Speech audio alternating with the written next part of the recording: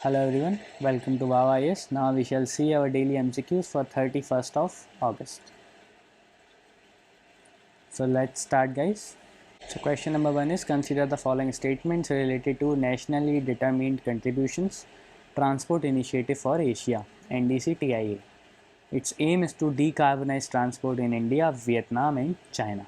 In statement 2 it is being implemented by the Niti Aayog in collaboration with the German Federal Ministry for the Environment and Nature Conservation.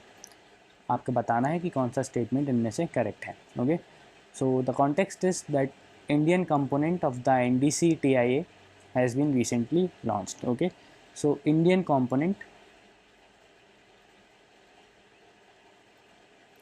of this NDC, that is Nationally Determined Contributions and Transport Initiative for Asia, ये recently launch किया है and it is being implemented by the Niti Aayog in collaboration with the German Federal Ministry for the Environment and Nature Conservation under its international climate initiative. Okay, तो ये Germany का एक initiative है, international climate initiative. उसके अंतर्गत ये implement किया जा रहा है. ओके, IKI ऑब्वियसली यहाँ पे के है क्लाइमेट, जबकि यहाँ पे सी है, फिर भी because it's German. Okay, now aim है इसका डीकार्बोनाइज करना इंडिया के ट्रांसपोर्ट को और सिविल सोसाइटी का एंगेजमेंट बढ़ाना. ओके, नई नई जो टेक्नोलॉजीज हैं उनको इम्प्लीमेंट करना. तो basically this is a very generalistic view. You can all obviously know what can be the transport initiative for Asia. Okay, decarbonise कैसे कैसे आप कर सकते हो, ये सब आप खुद कॉमन सेंस से जान सकते हैं. Okay, now these countries are covered India, Vietnam and China. तो बेसिकली हमारे जो दोनों स्टेटमेंट्स हैं वो सही हैं. Okay, now let's move forward. एक और चीज़ याद रखने वाली है वो ये कि 2020 से 2024 तक ये प्रोजेक्ट है. दैट मीन्स 4 ईयर्स का ये प्रोजेक्ट है. This you should remember if you can. Okay, otherwise there is no issue with it. Now let's move forward guys. Question number 2 is consider the following statements related to the Atal Tunnel. Statement 1, it is a 9 kilometer long tunnel under the Karakoram range. In statement 2, it will be between Srinagar and Leh. Now you have to identify the incorrect statements guys. Okay, so जो अटल tunnel है that is on the Rohtang Pass, and Rohtang Pass as we all know is not on the Karakoram range, it's on the Pir Panjal range. Okay, in Himachal Pradesh. और ये किस किस को connect करता है, तो ये कनेक्ट करता है मनाली एंड लेह को. मनाली एंड लेह, जब आप मनाली से ऊपर जाएंगे तो आपको रोहतांग पास देखने को मिलेगा.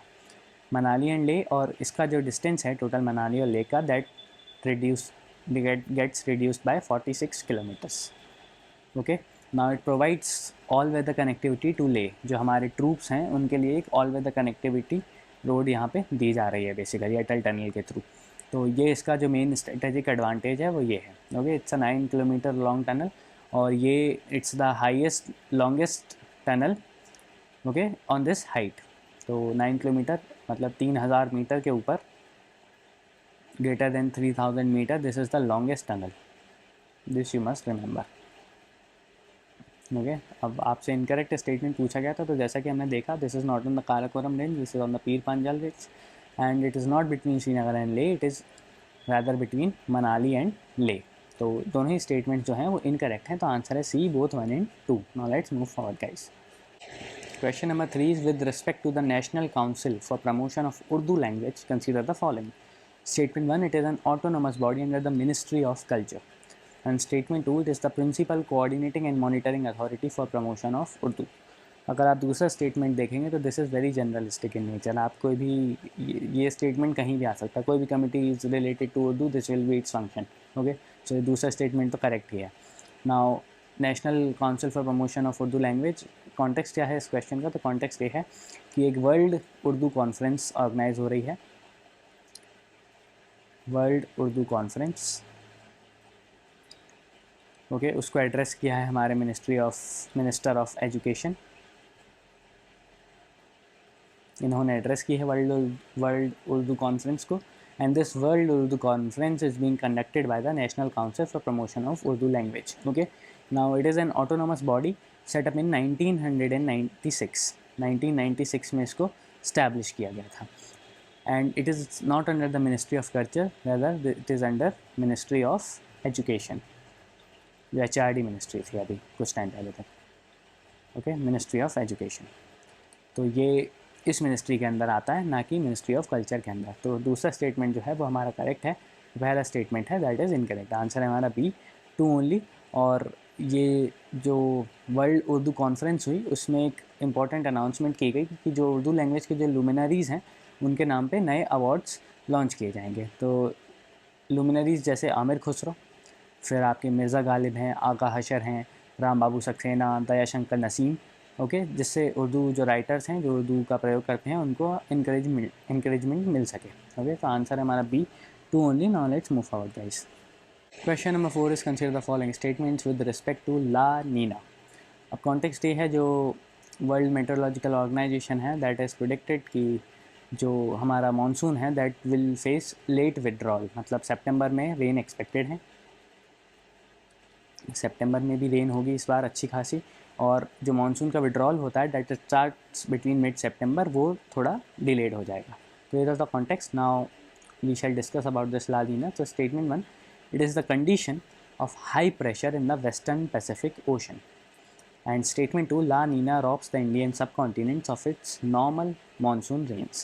तो ला नीना की कंडीशंस डेवलप हो रही हैं, ओके, जिसकी वजह से लेट मानसून विड्रॉल और सितंबर रेन्स होने वाली हैं। तो इससे एक जो लॉजिकल कंक्लूजन है वो तो ये कि La Nina doesn't rob the Indian ocean of its normal monsoon range, normal monsoon range से ज़्यादा ही मानसून होने वाली है because of this La Nina. तो दूसरा स्टेटमेंट जो है वो इनकरेक्ट होता है।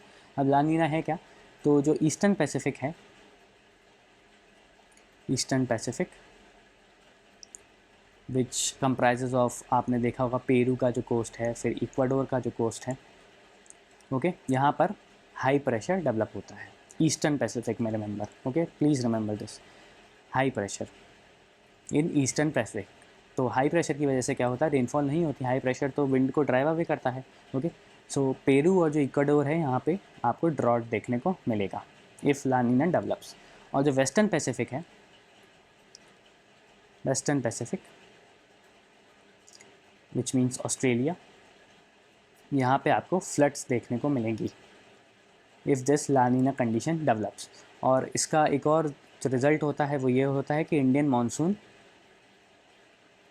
भी एनहेंस हो जाता है, इंडियन की जो मानसून कंडीशंस हैं वो एनहेंस हो जाती हैं, ओके। सो इंडिया में ज़्यादा आपको बारिश देखने को मिलेगी, सोमालियन कोस्ट पे ज़्यादा बारिश देखने को आपको मिल सकती है जो कि ईस्टर्न अफ्रीका है, ओके। और हमसे इनकरेक्ट स्टेटमेंट आइडेंटिफाई करने के लिए बोला गया है गाइस, तो जो आंसर है that is C, both 1 and 2, क्योंकि दोनों ही स्टेटमेंट्स इनकरेक्ट हैं। रिमेंबर जो वेस्टर्न पैसिफिक ओशन है उसमें लो प्रेशर डेवलप होता है, हाई नहीं, low, okay. So please remember this. वैसे तो आप लोगों को ये चीज़ पता होगी but this is a very important question regarding pre and also of mains, okay, so please remember this. Now let's move forward. Now question number 5 is consider the following statements with respect to supernova. Statement 1, it's an exploding star that has reached the end of its life. And statement 2, supernovas are often seen in the Milky Way galaxy.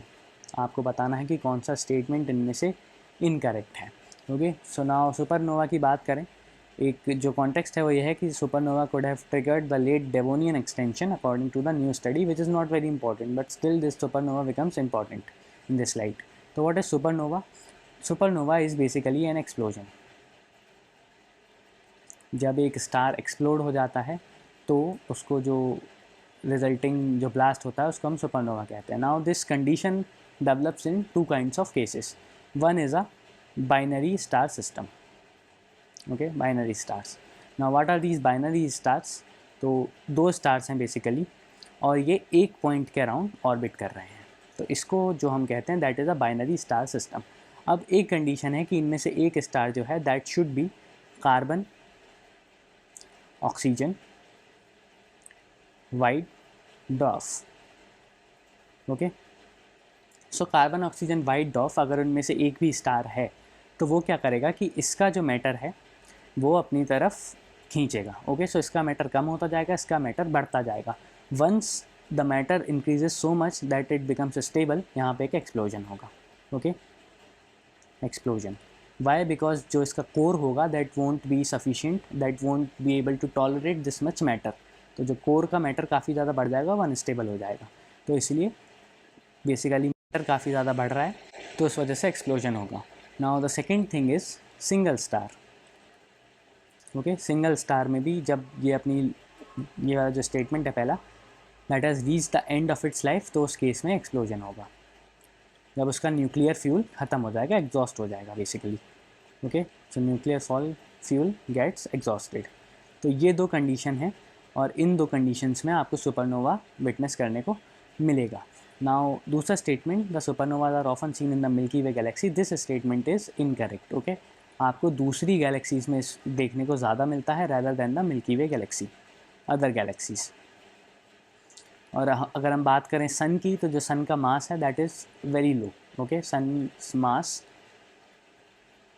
is low as compared to the other stars where the supernova can be expected or it will happen। तो उसकी वजह से सन का जो मास है वो अभी काफ़ी कम है, तो यहाँ पे सुपरनोवा शायद हम एक्सपेक्ट अभी नहीं कर सकते हैं।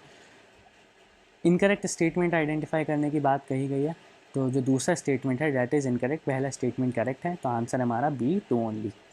इसी के साथ हमारा आज का एमसीक्यू खत्म होता है guys. I hope you people liked it. Also please subscribe to our YouTube channel, press the bell icon for any further update. We meet tomorrow. Thank you.